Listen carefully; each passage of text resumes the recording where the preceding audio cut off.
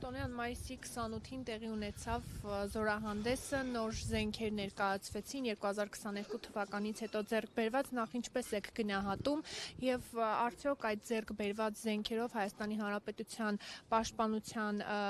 բանակը կարող է օրինակ հարձակման դեպքում հաղթել հակառակորդին, պայմանական հակառակորդին, ինչպես այդ զորահանդեսի ժամանակ էր։ Որպես նախկին պաշտպանության նախարար կարծում եմ, որ հասկանում եք, որ ես ուրախ եմ ցանկացած նոր ձեռքբերումների համար, բացի նոր ձեռքբերումներ նաև եղել են սպառազինություն, որը որ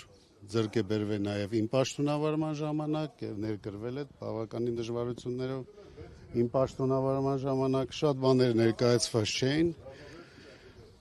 գնահատական տալ, թե ինչքանով է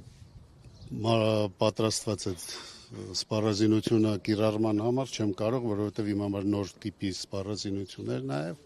ուրախացնում է անօդաչու թռչող սարքերի բազմազանությունը, եւս գնահատական կարելի կլինի տալ միայն այն դեպքում, երբ որ դրանք կիրառելիության մեջ մենք կտեսնենք։